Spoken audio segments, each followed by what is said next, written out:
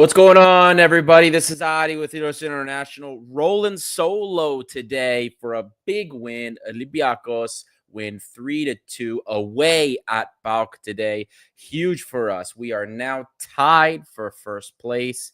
Things seeming like they're picking up. Now we're going to get into some post-match discussion. I'm rolling solo, so please get the comments in. Help me kind of dictate where this is going. Otherwise, you just get to listen to what I have in store for you all day. So get in the comments. I want to hear your opinions. Check in. Tell me where you're coming from. Hit that like and subscribe button. Guys, every engagement that we get helps us find more and more red and white fans. So if you want to help us continue to grow this community, do your part. Costs you nothing, but it means everything to us. So hit that like and subscribe button. Now, you can also check us out on Patreon. We have a lot of really cool interviews that are on the Patreon community and are available for only $1 a month if you want to join the WhatsApp group, $5 a month if you want some of the extra content. So check it out. Let us know. And I promise you guys, you won't be disappointed. Great stuff. We recently just interviewed Sophie Nicolaou, who actually is a Greek diaspora, Greek Cypriot that grew up in the UK, and she had an incredible journey. Ended up doing work with Anavisi before now getting into football-related things. Covers Arsenal, covers the MLS. Crazy stuff. So that was an incredible interview. So you could check out stuff like that. We interviewed the deputy vice president of the Super League, Katia Koksenoglu. Incredible interview with her as well. So consider it, support us, and check it out. Now, boys and girls, let's talk Paok Olympiacos. Let's talk post-match today. Thank you guys for tuning in.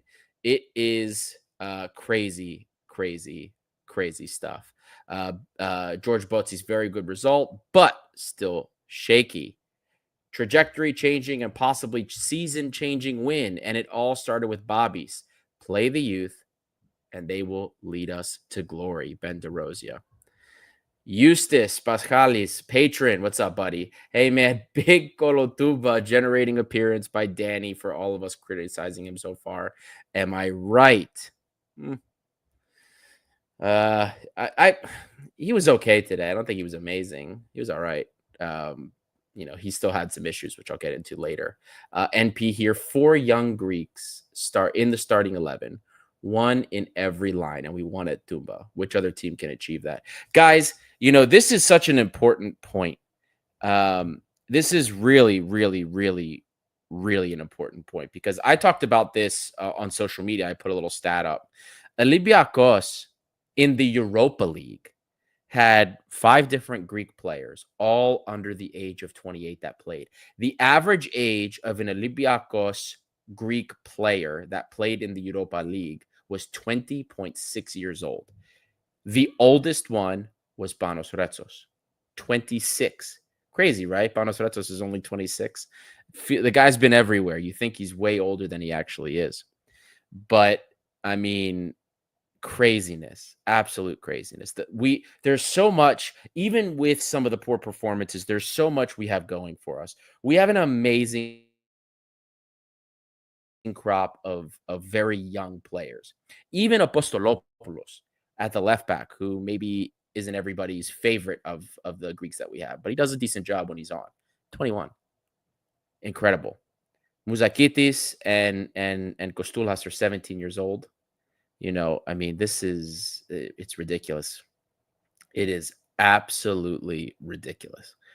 And we're really fortunate to be in a situation where we have some incredibly talented young players like Bobby Kostoulas. Now, I'm going to get on to Bobby Kostoulas in a second, but kind of going back to the game, talking about what we saw today. The game itself really, first of all, let's start with the lineup.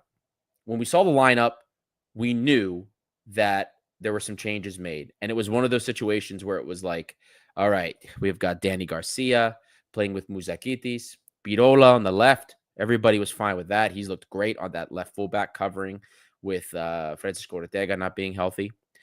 But Babis Kostoulas was playing on the right wing, with Gelson Martins, Chiquinho at the 10 and Kaabi at the 9. So we knew there were going to be some changes, and it was either going to be a tactical masterclass or this was going to be a really awful game. And then it ended up being The former. Babis Kostulas, at this point, if Mendilibar doesn't understand that he needs to be on the field for us, just like Muzakitis, I don't know what else to say.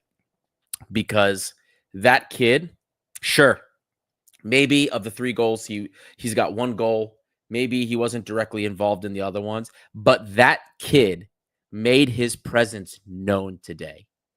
I mean, even when things weren't going really well for us in the first like 10, 15 minutes of the match, Babis Kostulas was everywhere.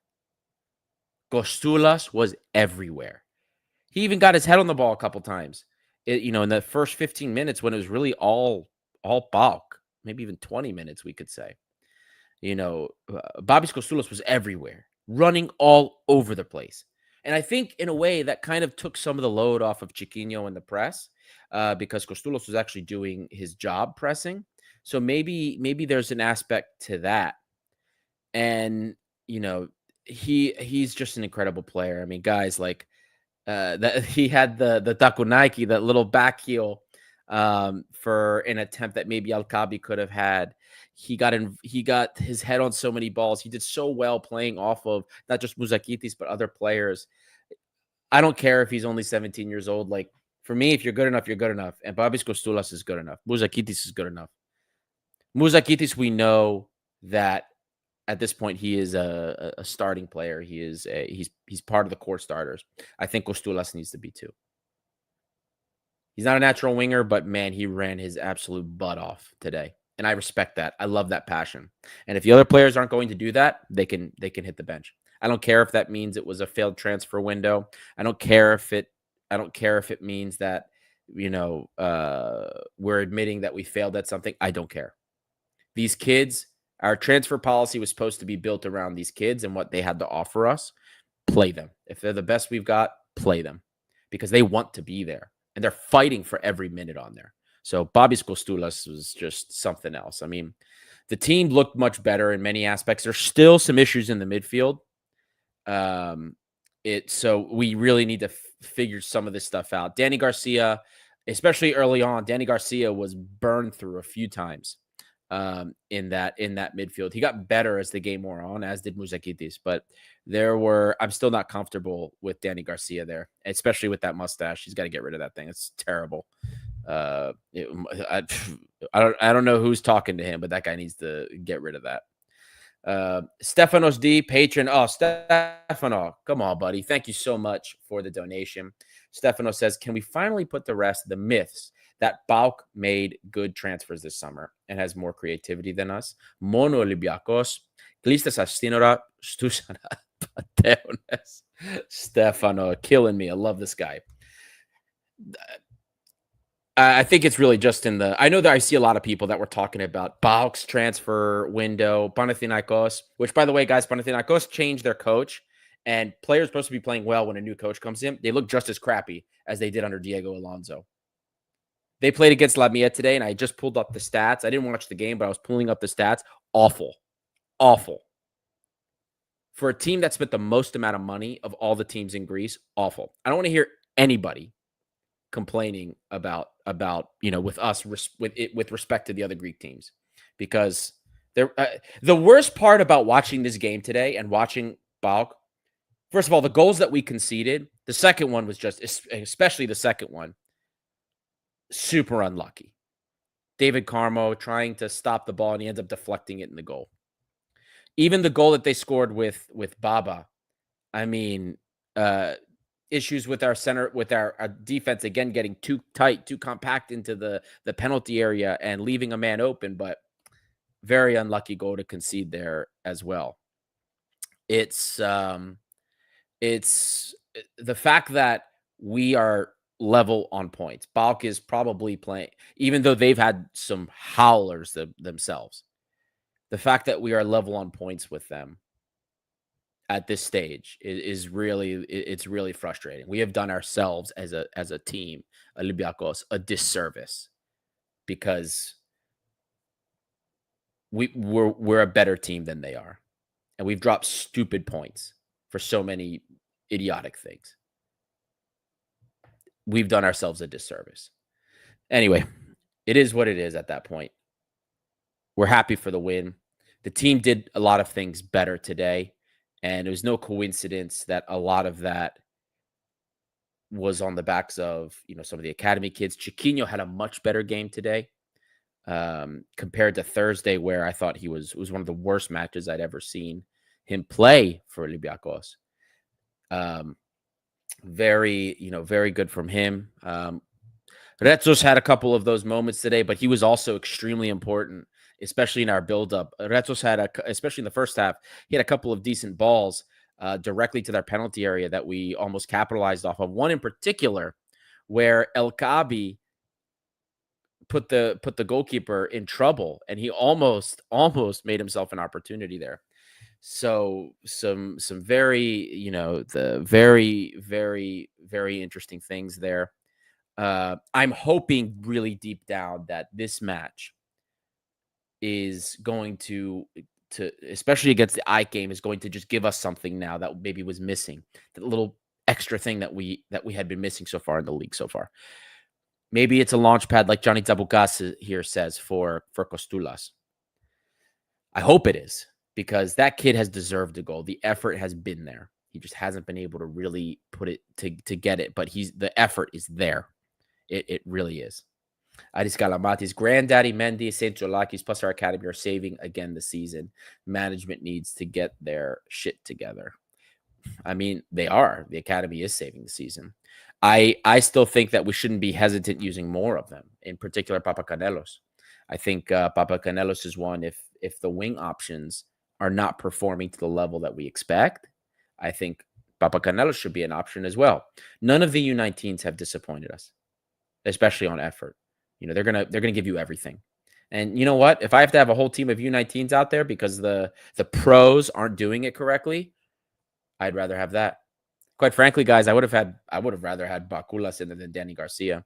I know he didn't have a terrible game today, but it wasn't an amazing game either. It was mediocre for me. He got absolutely strolled past by Costadelias on their first goal. He got beaten easily in the first 15 minutes, like 2-3 times right up the middle. Sorry. Danny Garcia's okay match today isn't enough for me to say anything otherwise. I was much happier with the service we were getting in the final third today versus what we saw against Rangers. A huge problem against Rangers was the fact that we were making really bad decisions. We had so many final third transitions, and yet that final ball was absolutely killer. Chiquinho in particular had 3 to 4 fast breaks where had he released Gelson Martins, we would have seen a goal like Gelson Martins had today. Gelson Martins has speed and he has incredible skill. He is not losing a one-on-one. No defender is beating him. And that was a really huge mistake in the Rangers match that was rectified today. Also, Gelson Martins, some people brought it up in the comments already. That guy's unstoppable. I've had people tell me in the Patreon chat, and I've seen on social media that they say Gelson Martins is not a great winger. And that's absolute nonsense. Gelson Martins had 2 goal contributions today. I put a stat up on social media for the people that were complaining that Gelson Martins was not Daniel Podence, and anybody that thought he was going to do the same for Danny, or the same thing that Danny did for us, was wrong. Gelson is amazing, and he's on pace to outdo what Daniel Podence already did last season. And something else for the people that don't think Gelson is better, or at the very least on par with Podence at last season. At the same time last season, Daniel Podence had about 8 goal contributions. His 8 goal contributions only made up 25% of the total goals we scored. We were scoring more as a team in this early part when Diego Martinez was here. Gelson Martins now has 8 goal contributions in roughly around the same time played. But guess what? Even if we include these 3 goals, or the 3 goals that happened today and his 2 extra goal contributions, Gelson Martins is responsible for almost 60% of Olympiacos' goal contributions when he's played this season. not the games he hasn't played. As long as he has played, Gelson Martins has been involved in 60% of our goals. So while our team has scored less than it did last year at the same time under Diego Martinez, Gelson Martins is arguably more important to this team than Daniel Podence was at the same time last year. And Daniel Podence was doing very well when Diego Martinez was here. Gelson Martins is a great winger. We can talk about the other ones all day, but Gelson Martins, if he stays healthy, will have very close, if not more, than the same production Daniel Podence had. It is insane. It is insane. Fetano coming in. Adi, did last season give you gray hair? Man, I've actually had gray hair for quite some time now.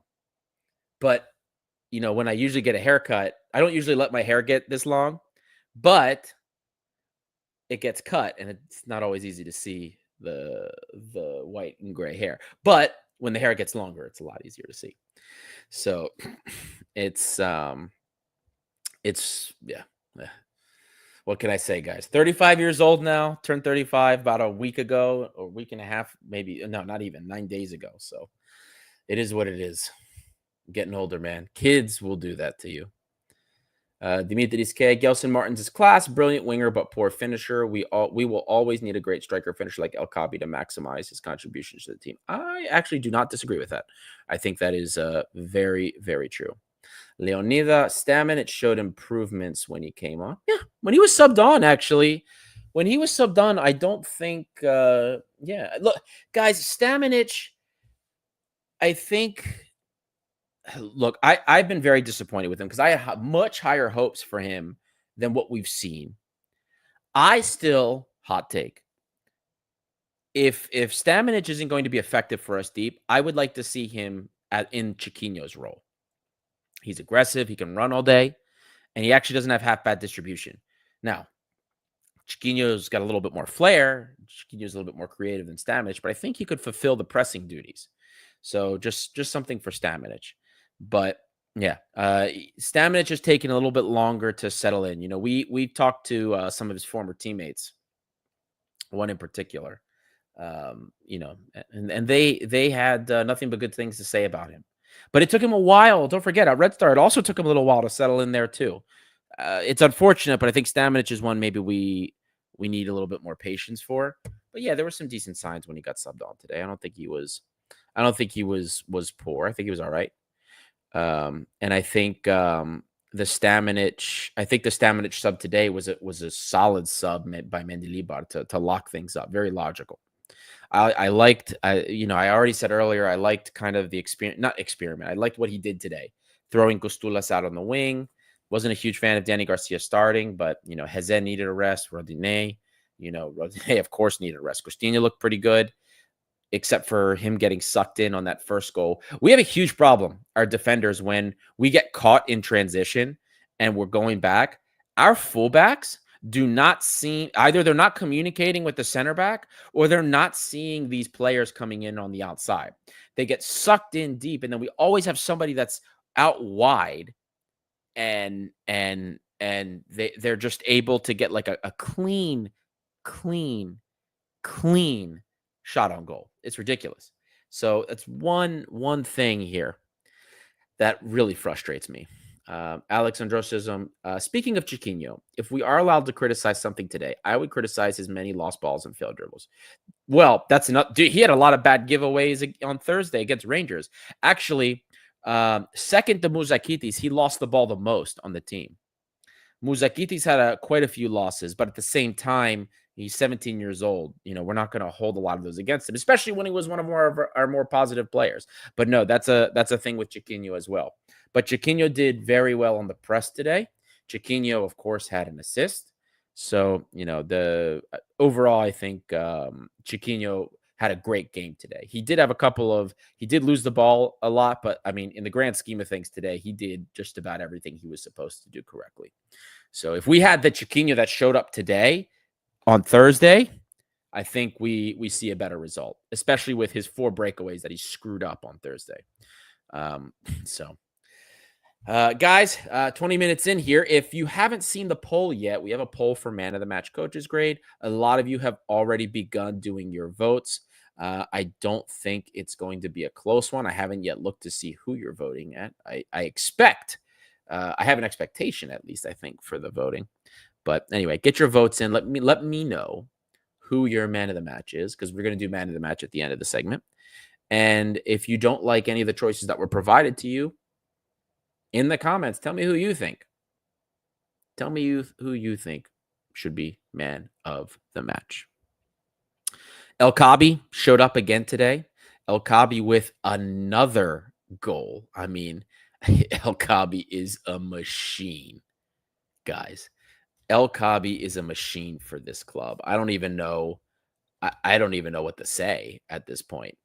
He has pretty much almost picked up where he left off last season. Not quite as efficient. We're not there yet. You know, that second half of the season when he came back from AFCON, and by the end of the season, he had an almost 40% goal conversion rate. Not sustainable. No way. That's really good. Extremely good for a striker. Extremely good. But you know what, man? We're going to take his, I think last I checked, you know, that was of course before today. He's in like the 30s, like 32, 33%. So we're not going to shake a stick at that. Today was his 11th goal of the season. He's got 11 goals, 2 assists, 13 goal contributions this season. Guys, by the time the winter break happened, before AFCON, El Kaabi had 10 goals. I want you to let that sink in a second.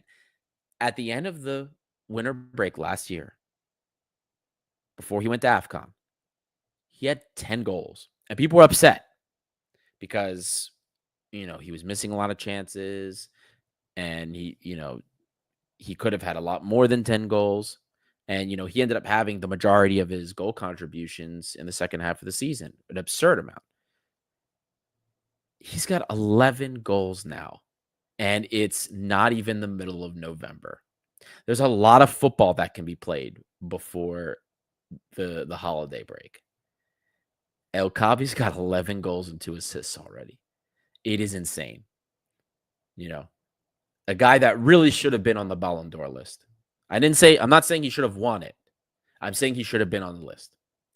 He has scored more goals in the year 2024 than any other player has. He is insane. He broke a record for UEFA in the Conference League last year. It was a UEFA record, not just a Conference League record, a UEFA record. I don't think he gets the respect that he deserves, but he's still putting them in for us. Major reason why we won the Conference League. You need a striker that can put things away. Yeah, you know what? Is El Kaabi going to miss a couple of chances a game? Yeah, he is. He's going to put something away. He's something else, man. Moroccan Prince of Goals is what I call him now. Fantastic stuff today. Fantastic. And away at Paok. It's so funny because, you know, Panathinaikos, we didn't look so good in the first half, but we did look much better in the second half. And then, you know, here at Paok, the beginning was tough, but we looked great just in general. Our possession was better. The press overall was better, I think, in many respects, despite the fact that we still gave up a couple of pretty big chances to Paok. Mendilibar and this team kind of know how to do these bigger matches, right, against the bigger opponents when there's a little bit more space. Paok didn't play as low in a block as I thought they would. They kind of came out, and they left some space. They left some holes. But when it comes to the lower blocks is like where we struggle. Whatever. It's just one of those things. Now we'll see what happens when we come up against Ike at the end of the break. See what some of the answers he'll have are. But, you know, it's today was a really, really good game. I'm so happy for this. The fact that we beat Paok when, you know, Aris dropped points. You know, unfortunately, Panathinaikos, they're crappy, but they weren't crappy enough to not, you know, get a result. Ike, actually, both Panathinaikos and Ike both had man advantages. Ike was 2-0 up before they got theirs. But anyway, it's besides the point. Really big win. Huge win today. We needed that so bad. The Grinya I've been hearing about players, the Grinya I've been hearing, you know, this team for me it has been so close even with the personnel it has, that so many of you don't like. This team has been so close to getting it together. We should be running away with the league right now. We should be. If we had gotten the results in the games that we should have. We should be running away with this league, but we're not. Because unfortunately, some players have not showed up in the times that we've needed them.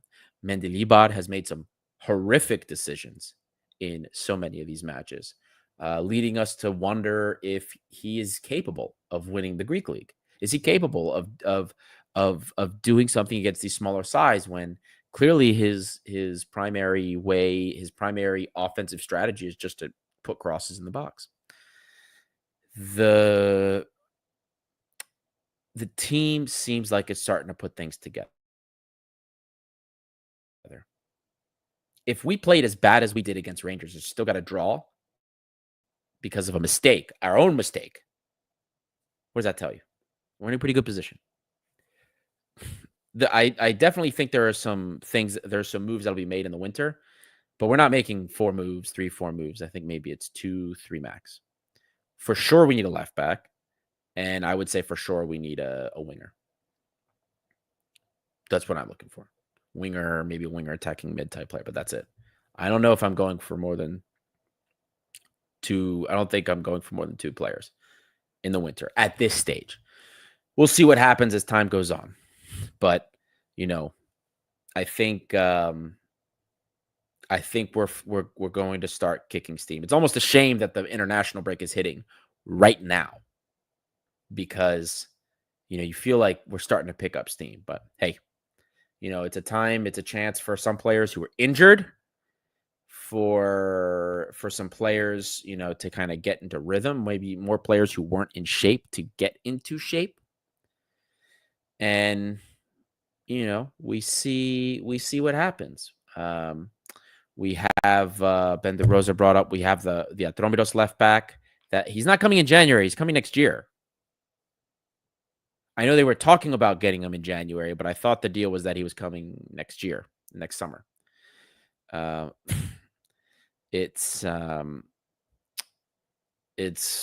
see what happens with that. But if he comes in January, that would be fantastic because we do need one. And quite frankly, it's not like Francisco Ortega has been great. Let's not forget, he was probably one of the worst players on the team before his injury. So,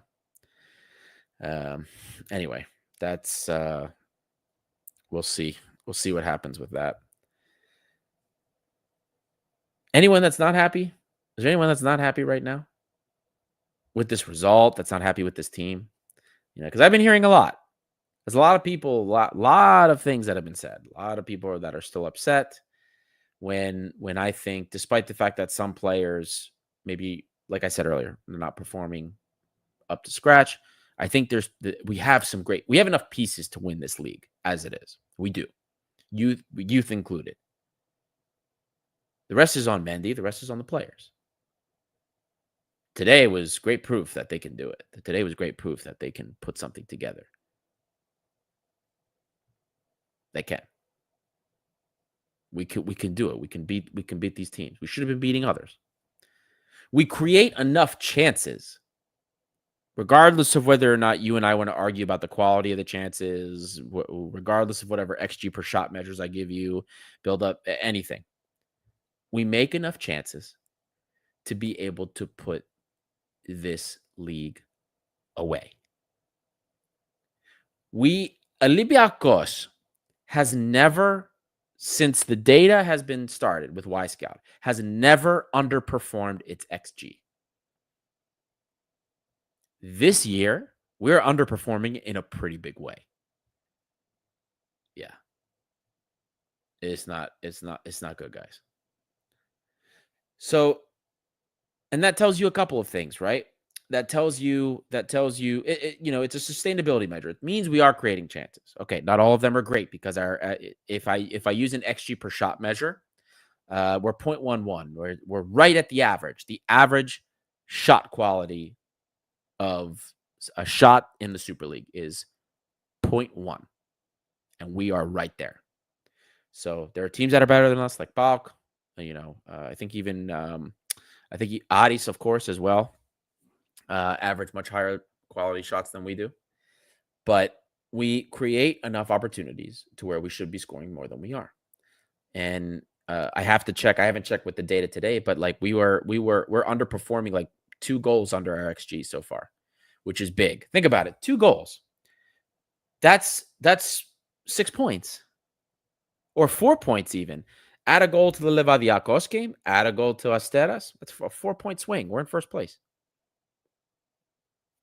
That's huge. Huge underperformance. Even with, if we look at our XGOT, right? That's a post-shot XG measure for the team. So XG is pre-shot. That is the average, or we'll say the probability that you will score given a situation that you got into before you take the shot. So XG, anything that's 0.2 and up is registered as a big scoring opportunity, right? So anything 0.2 and up is considered a big scoring opportunity because you'll score 1 in 5 chances. XGOT is after you've made the shot, depending on how you've hit the shot, what the probability was in that situation of it going in. Our XGOT is under our XG, which tells you that we have a finishing problem. Our finishing isn't so good. There's a lot of nuance with this team that people seem to forget about. It's a lot easier for people to say, oh, we suck, we don't have creativity. That's not the case. And you saw it today. We have creativity. Some of that's on Mendilibar for not playing them, but there is creativity. We create chances. We've been horrifically efficient with them. Horrific efficiency taking advantage of these opportunities. Horrific efficiency with some of the final balls, some terrible decisions. Even today, there were a handful of times we got into the final third and made some really poor decisions that would have led us right to scoring. Quicker thinking, stuff that should be worked on in training. So if you're going to say that this team has no creativity, we have to define what that means to each and every one of us, because it's different. It's clearly different. We have to understand where the problem with this team lies. And we're not going to talk about tactics changes because Mendilibar, we know, is not changing tactics. But there are personnel that we can switch in different positions that clearly can do things for us. Today, it was Babis Kostulas playing at the right wing. Not the change I would have made. But guess what? It worked. Danny Garcia deeper. I don't know if that really helped us that much, but he had a much better game today than he's had in the past, even if I don't think it was great. This team has great pieces, and it showed us that today. Huge stuff. I mean, absolutely huge stuff. Now we got to look ahead. We have Ike. We have Ike coming up. Ike they're not doing incredibly well this season either. Anthony Marshall seems to be picking up some steam. He battered 10-man. I already forgot who they played today or yesterday. Already forgot. But whoever it was, he battered a 10-man version of them. Craziness. Asteras, that was it. Asteras. Went down to 10 men and he battered them. Maybe he's picking up steam, sure. He hasn't shown enough for me to believe that he's doing amazing. He didn't look great against Atromitos when I watched them last match week. 9 men. Thank you, Leonida. 9 men. I apologize. 9 men. Thank you. It's, we'll see what happens when he plays us, but Martial hasn't proved to me. And I bring this up because there's a lot of people, not just in the Patreon chat, not just on social media, that tell me, oh, we brought Willian for, biggest wage in Greece. We should have gotten Martial. I made a better deal paying Martial the second largest wage in Greece. To which I say that's ridiculous. Martial's 28 years old. The expectation would be that he'd be able to play day in, day out. Ike has no Europe. And he hasn't looked that good except for a game where he was playing against 9 men. Sorry. I'm not impressed with Martial. Not yet. I have to see way more. Not that I don't think he'll be effective, but this is ridiculous. This is ridiculous. If Willian was allowed to play with an injury, that's on the medical team. period. GOK. Adi, to be honest, we have a good counter team. I'm really missing the creativity, excluding Gelson. This was also a problem on Thursday. Rangers gave us the ball. That's why we didn't perform, my opinion. They did. They did give us the ball. Rangers did. Rangers studied us, and they did exactly what they should have done. Give us the ball. But I'll tell you this. Did it help that Chiquinho had 4 opportunities to send Gelson Martins one-on-one with the goalkeeper, but he waited and waited and waited and waited and waited before he played the pass?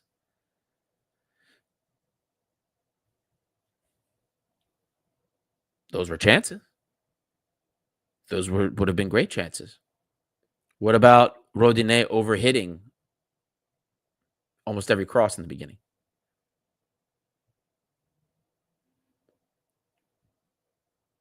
The disagreement that I have is that we don't have creativity. I think that we do have creativity. I think what we don't have is efficiency. For me, the efficiency part is the biggest issue on this team. If we were overperforming our XG and not creating just enough chances, period, then that's one thing. If our XG was low, but we're underperforming. Even our XGOT is lower, which tells us it's an efficiency thing in many cases. I get what some people are saying. Okay, the play can be stale here and there, and I get that. Tons of crosses. I do. I get that. We don't have Kostas Fortounis against the low block teams could make these ridiculous shots, which he could.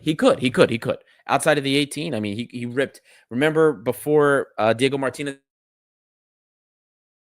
got fired, it was a 2-0 win. We were garbage, but Kostas Fortounis was amazing, and he carried us. And Podence did similar. But do you guys remember the other part of that? Do you guys remember all the complaints we had? The complaint that the fans had, even after those wins, was the team's playing terrible. We rely on Kostas Fortounis to bail us out. That's what the arguments were. Diego Martinez out because we suck, and we need 2 individuals to create goals and score. That was what everybody was complaining about last year. Now we have the opposite. We don't have the Fortounis or the Podence, the guy that's going to create something from nothing all the time in that creative aspect, except Gelson, like some of you brought up. So, but we do create more opportunities. We have more penalty area entries. We have more final third transitions. These are all things we complained about last year. Now we have them, but we don't have the guy that can score when with the most ridiculous opportunities. So, there's a balance there, somewhere. And that's the thing. Comment from Delta here. We lack efficiency and they score against us easily. This is an interesting point, and there's some nuance with what I believe is the issue. So I don't necessarily think people score against us super easily because we, before today, had some of the lowest level of goals conceded in the league. And we are in the Europa League, top 10 in terms of not just XG allowed, but goals allowed. We're like the 5th least goals allowed in the Europa League. And we are also it's like the 6th, I think, lowest XGA in the Europa League. Our defense is great. We don't allow quality opportunities against us. Our problem is when we get caught in transition, our midfield lacks a whole lot of balance in many respects. And in those situations, we concede the biggest scoring chances. In those situations where we get caught in transition, where our midfield, especially the most important pieces, the Muzakitis and the Heze that are involved in the press trap, if they get caught forward and they have no cover, we can get beaten and we can get burned. Happened a couple times today. I mean, especially early. We're lucky Paok, Brandon, that joker, my God, where'd they find this guy? Send him back. That stupid neck tattoo. That guy whiffed One really good opportunity. The other was decent, but at a bad angle. But they could have had an early, maybe an early lead against us. So, part of the issue is in midfield, right? Right now the most balanced we have, it's Muzakitis has a Chiquinho at the 10. Muzakitis is not really great in the press. He's not great laying the press trap at all. But he's 17 years old. That will come with time. He needs games. He needs matches to learn more. He's getting better and better at things, though. I mean, look, against Rangers, Muzakitis had the second most ball recoveries on the team. Crazy, right? So this was number one. More than Heze. No one has more Heze. No one has more interceptions than Heze. No one has more ball recoveries than Heze usually. So, but Muzakitis did. He's going to get there. But right now, it's, we're seeing Santiago Heze. On paper, Santiago Heze's production is more than last year. But that's because he's kind of playing the same way he did under Diego Martinez. Santiago Heze was running everywhere. Because he was covering for everybody. Think about it. He had Mari next to him. It wasn't until the second half of the season where he had Iborra next to him. Or at times Chiquinho or Horta in more offensive schemes. So when Iborra was next to Heze felt comfortable and he stayed on the right side of the field more. And those two played well off of each other. But right now, you see Heze kind of moving all over the place. So, and I'm not saying this to say that he's doing a bad job. I'm just saying he's extended. The guy's got to go do everything. So that kind of imbalance then creates these opportunities that we're talking about, especially if the center backs are not high up enough to really cover things, or if somebody's not there to cover the hole. You get a hole and you see where that counter takes you. So that's why that comment is very nuanced. But I just want to tell you guys the data that on paper in the Europa League, we're considered to have one of the better defenses in the Europa League because of how really how low quality the chances we allow are. That doesn't mean all of them are that way. I'm just saying in general. So we have to give some credit where it's due. But on the flip side, our offense is terrible. Olympiacos is in the Europa League 24th out of 36 teams. Total offense. XG. Shots. Not good. Not good. So that's where we need to improve. In that aspect. Creating more opportunities. Creating more, better scoring situations. But, Olympiacos has never really created a whole lot of scoring chances, even under Pedro Martins. Except in the 2019-2020 season, we've always struggled, and we've relied on great finishing to get us results in many respects. But under Mendilibar, it's been a different story. We've been able to throw our weight around a little bit more. And I think people sometimes forget about those things. So efficiency is the primary problem for me. Efficiency and the decision making that we make with the final ball. I'm not necessarily of the belief that creativity is the concern that Olympiacos has.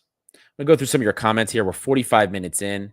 Guys, if you're tuning in here, hundreds of you have come in already. So thank you for those of you that have already tuned in. There's over 160 of you still in here talking to me right now. So for those of you that are here, quickly take a second and just hit that subscribe button. There's over 160 of you in here right now. I don't even think we have 50 likes. So we do 54 likes. So come on, guys, quickly take 2 seconds, hit that button and show us some love. Help us find more red and white fans. I'm going to go through some of the comments that I missed earlier. See if we have some other things we can talk about, but I'm pretty sure we've kind of torn into this game about as much as we could. If there's other aspects of the analysis that you have questions about, let me know. I can answer some questions. We always, of course, do some data. We put out some stats about the game over the coming days. We talk about shot location, where our shots came from, what the situations were, how many get blocked, how many don't. and for the other team as well. So you can see how our defense did. We kind of break down pass maps too. So you can check all of that out on our socials. A lot of fun stuff there. A lot of great stuff. We do some player stats, all of it. And with the international break coming, we will have some Ethniki coverage, some Greek national team coverage here and there. And we're also going to do some scoreboards and rankings. So anyway, it's one of those things. So anyway, who's got more questions for me? Let those comments come in. I'm going to touch on some of the comments that I missed earlier. So Eustace, even with all the performances, all the negativity by all of us, the shit Mendy is pulling, let us all face the fact that the team is on course to achieve 3 out of 3 season targets. So 3 out of 3 season targets. Interesting. Very interesting. I think, yeah, look, guys, I think this team will put it together. I was never one of those people that was freaking out about the team, from the beginning. I never was one that thought this team was doomed. You know what I mean? I thought that this team needed time. I thought that the team needed time to put the pieces together and to get things moving. And I still believe that. I still believe there's enough quality on this team to win the league. Now, there's debates over whether we're worse in some areas than last year, which obviously we are. It's we can have debates on that, but I think this team has enough to do to win the league and make it to at least to the round of 16 in Europa League, hopefully the quarterfinals. I really believe that. So, GOK, do you want to say something about the basketball game on Friday? I'm not going to say the rest of it live, but oh yeah, incredible win. I should have said that earlier. Sorry about that, guys. Incredible win by the basketball team. Incredible. Fantastic. Let Panathinaikos have the win in the Greek Super League. Who cares? We're going to be playing them in the playoffs anyway. But getting the win in EuroLeague is huge. I think we've beat them 7 times in a row in EuroLeague is what I saw a stat for. Evan Fournier is insane. We made a little rabbit image. Fournier coming up in the middle of a basketball court. Whole bunch of green rabbits running away. It's kind of gone viral on Instagram and Facebook. Get a lot of upset Panathinaikos fans with that image too. So, yeah. It was a very, very, very nice win for sure. And the basketball team's also putting it together. A lot of new pieces, putting it together right time. Guys, if you're not a basketball fan, I'm not. I've only started watching Olympiacos in like the last, year and a half, maybe 2 years. And it's so much fun to watch. They have Olympiacos' basketball team has the largest, on average, team assists per game. And we move the ball around so well. It's just so fun to watch, man, especially as somebody that doesn't understand like the core pieces, the core tactics of the game and and the minutia. It's just fun to see us move the ball around so well and play basketball. That's really cool to me. Maybe I'll have less respect for it if I learn about the game on a deeper level, but from a casual fan like myself that knows nothing about basketball, watching the team, it's so entertaining. And these guys are, they can really do something big this year if they put it together. So huge for the basketball game. More comments that I missed that I'm going to jump into. Theo Magnatis, Mendy is still trying to find his best players because of those horrendous last-minute signings. We are lucky we have the quality of youth. I wouldn't necessarily say it's lucky, because if you guys remember from the Karapapas interview that we did over the summer, he told us, that we have the youth, and I think the idea was that they would only get 10 to 20 games. I think that's going to be more now. But he said that the idea was for the transfers, like, we're not going to bring a player if they're not actually better than one of those kids. So it's I don't necessarily agree that that the transfers were terrible in that respect, but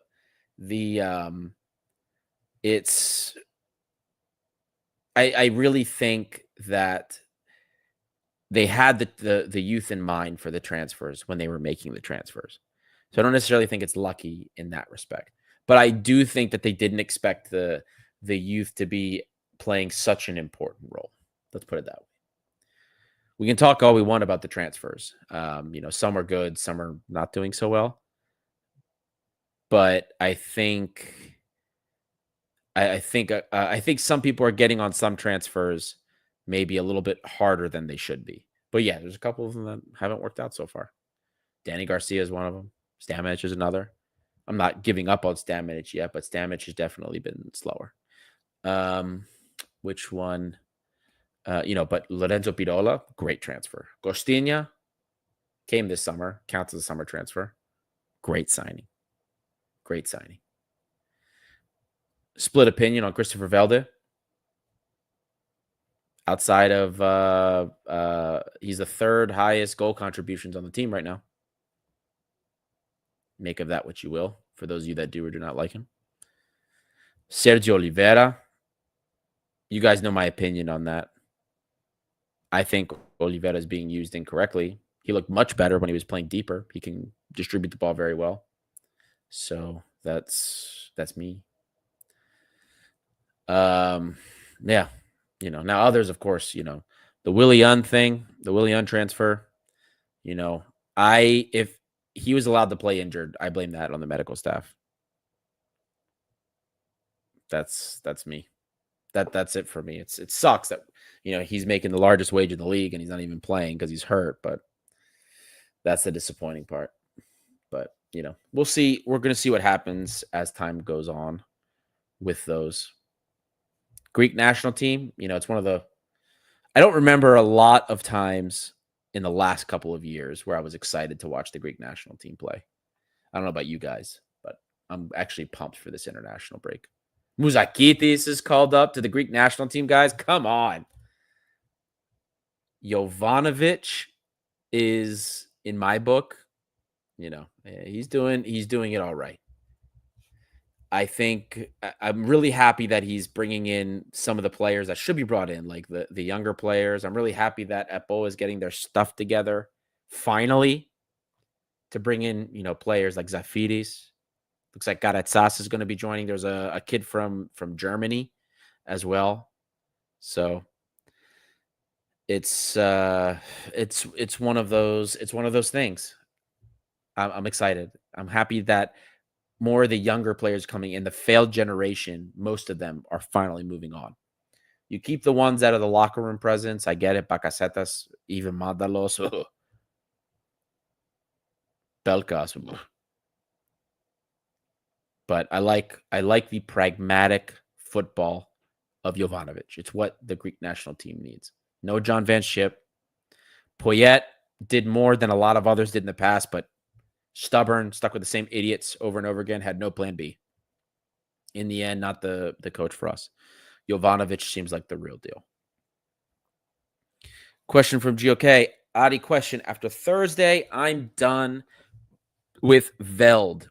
Veld is for sure not better than Papacanelos. Give him at least 5 games, and he will be like a call center with the question, how may I assist you? My God.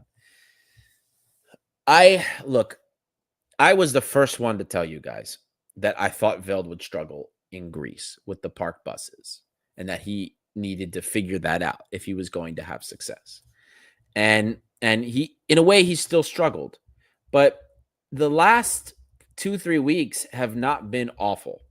He wasn't great at all on Thursday. I think he was terrible on Thursday, my honest opinion. But, there is something better. There is something there from this player. He's on 5 goal contributions this season, which is, again, third highest in the team, only behind Kaabi and Gelson Martins. So I don't know what that says, but we know he's got a mentality issue. They spoke about it. They spoke about it in the papers.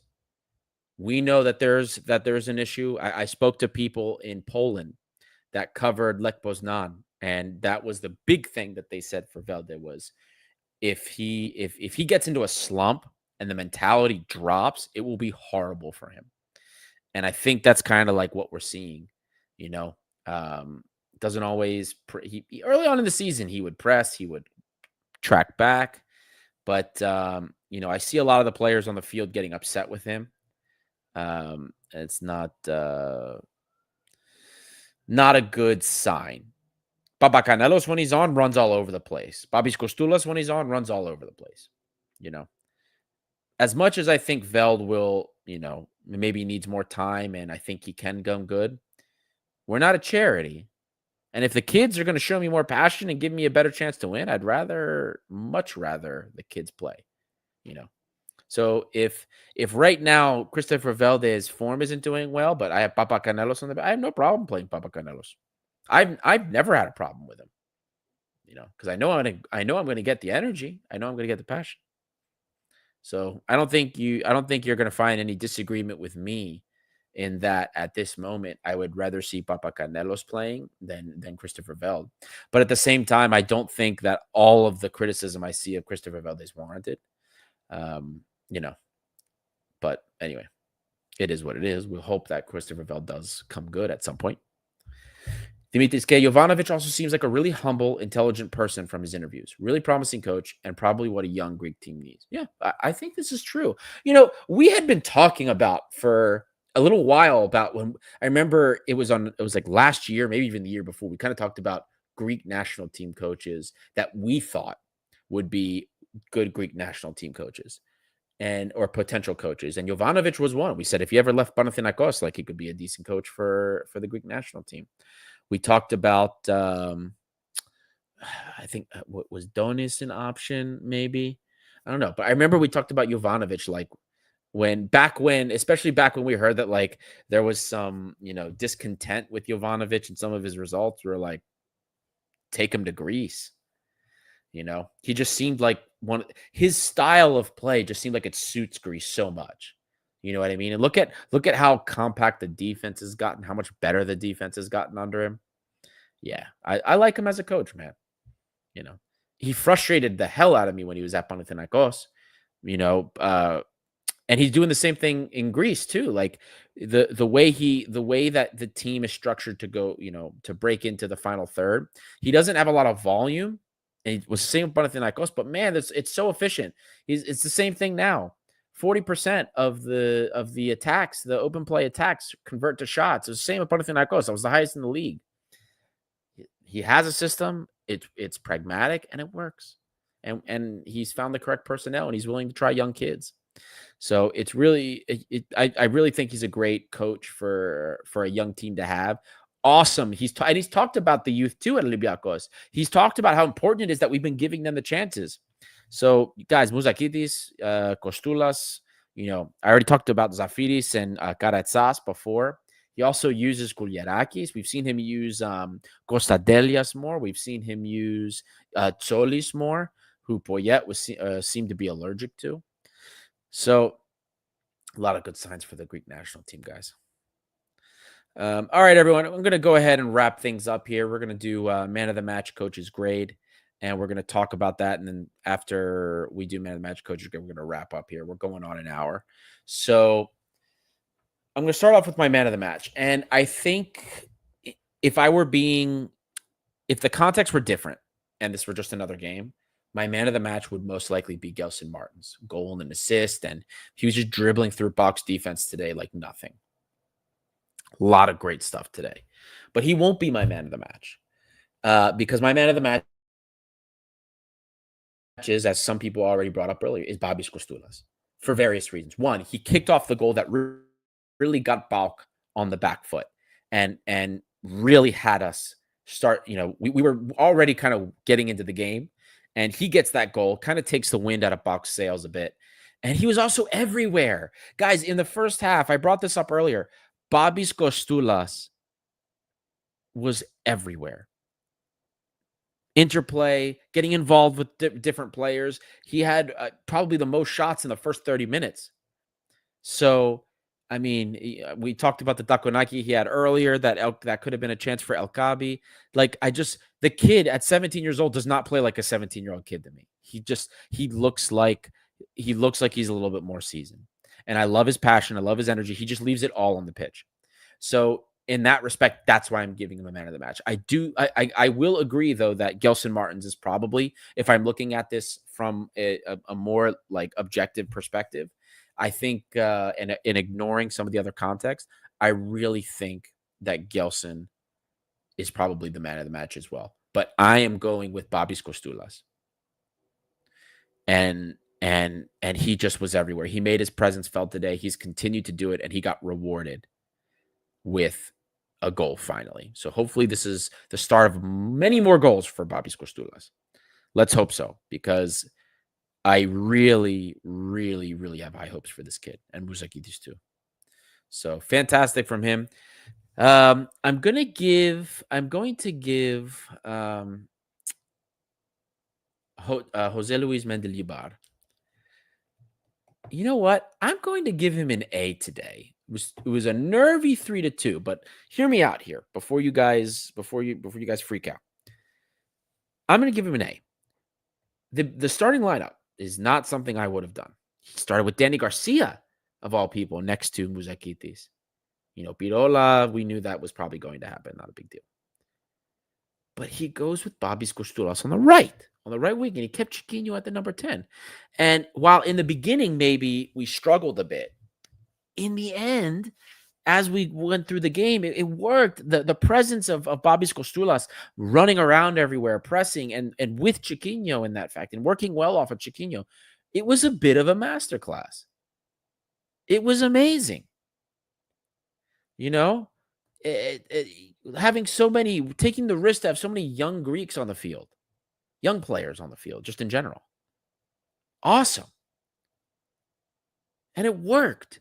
And then let's also look at the subs he made. Okay. So we go up 2-0. We eat the goal about 10 minutes later from Baba. Unfortunate situation. He takes off Kostulas. He takes off Muzakitis, and he puts in Heze and Masuras. Great decisions. We have a lead. We're starting to lose some ground. You put in your best defensive midfielder that you have, and then you also put in Yorgos Masuras, who he's going to track back. He's going to make runs in behind the defender. So he put in players that are going to do a lot of help defensively, but at the same time, that give us some mobility. Great sub. And then 2 or 3 minutes later, after those subs, we score. Chiquinho, it was Chiquinho's assist for unlocks Gelson Martins, gives him the 1-on-1 with the keeper. So then he brings on Marko Stamenic for Danny Garcia. Thank God, because Danny Garcia was starting to struggle a bit. And then, we have the David Carmo own goal, which was just so unfortunate down the right side. Nothing you can do about that. But those players did the job. Those players did the job, and they locked it in. They played well. They had heart, and they kept it until the end of the game. So I'm going to give Mendilibar an A. He approached the game unorthodox. It paid off, and he made some good subs. And we kept the result. The goals were not okay. Maybe the first goal, the Costadelias comes through. He runs by Danny Garcia like it's nothing. And, he takes the shot, gets taken. And so maybe I could see that. But the second goal was just pure luck. But him trying to lock down and get us to ride out the win, I think these were good decisions that he made. And Stamenic didn't look half bad. So I think he made the right decisions. Maybe the Stamenic decision came a little bit later. What was it, the 75th minute? But yeah, I think he did well today. So I'm going to give him an A. Now let's visit what the chat said. Let's see what you guys voted for. Haven't looked at it first time. Whoa, 57% of you voted for Gelson Martins. I guess it's not that surprising. 36% for Kostulas, 4% for Ayub El Kaabi, and 3% for Chiquinho. Yeah, I guess not surprising. I had said Gelson Martins would probably be it if I wasn't so concerned about the context of Babis Kostulas. So I don't think we were too far off. So I see the last couple of comments here. I'll read these off before we close up. Saki's here. Veld has a big ego. Seems to not be on the same page with the coach thinking about how to play. I've seen him repeatedly not contribute to defense. Nothing. Yeah.